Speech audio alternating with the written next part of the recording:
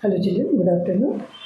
In the previous class, we have seen the importance of reproduction, what is meant by reproduction, and what is how reproduction helps in the continuation of the species. So all these things we have studied.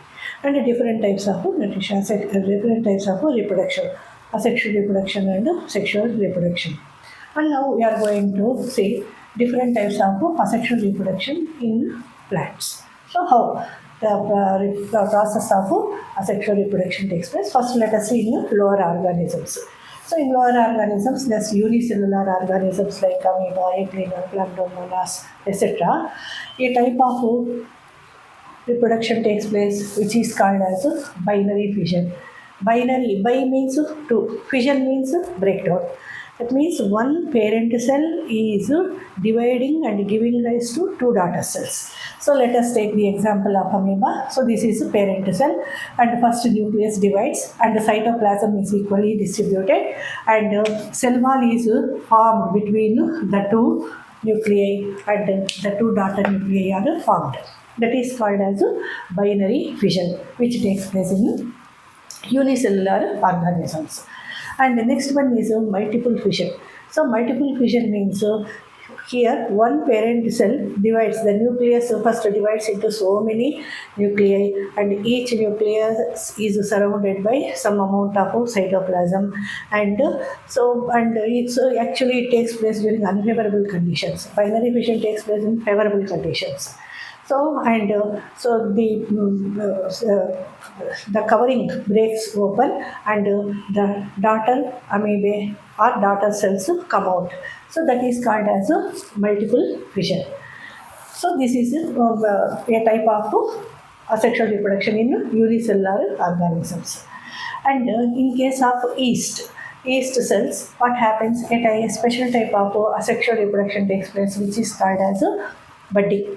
So what is budding? So suppose this is the yeast cell and first the nucleus divides into two and the nucleus slowly migrates into a protrusion, a bud-like structure that is formed along with the cytoplasm.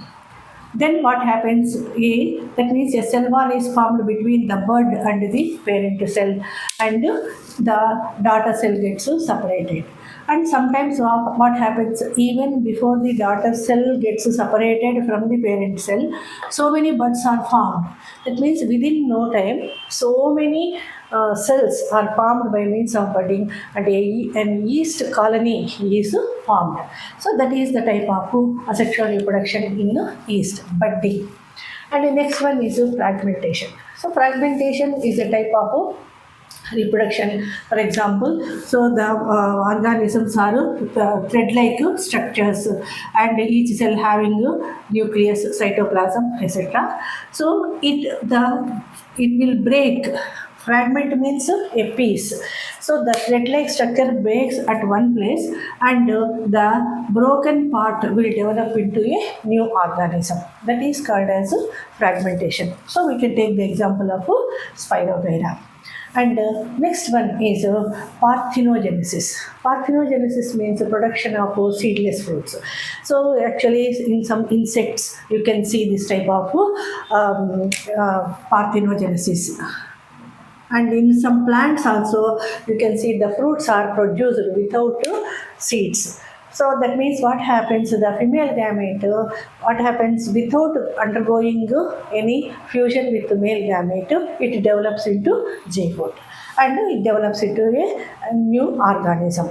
So that means in case of insects, the males are found which are sterile. So such type of asexual reproduction is called parthenogenesis. And the next one is called regeneration. Regeneration, we can take the example of planaria. So planaria is an example for this regeneration. What happens? Suppose, so this is planaria. Suppose its body breaks. So when the body breaks, the last body part is regenerated. The part of the body which is lost is regenerated. That is called as regeneration. Next process is called as sporulation. So what is sporulation? What happens actually? So if you keep a moist piece of food material, especially like bread, whatever piece of bread, within a day or two, you can see formation of a soft substance. So the tissue. So if it is observed under the microscope, it contains small thread-like structures which are called as hyphae. So these hyphae they grow horizontally and they develop on the food particle, whatever it is exposed to air. And some hyphae grow vertically and they end with bulb-like structures. So these bulb-like structures contain a large number of spores. So this bulb-like structure is called as sporangium. Sporangium is singular, sporangia is plural. So this sporangium contains encloses so many spores. When the spores grown up, the sporangium bursts open and releases the spores. So these spores which are released, they are unicellular, microscopic and very light in weight. So they are carried away by the wind currents. So when they find any suitable substratum like food material, we have seen a piece of bread, moist piece of bread or whatever food material, so it will grow and develop into a new organism. So this we can see in fungi, that is rhizopus, mucar, etc. Aspergillus, so many.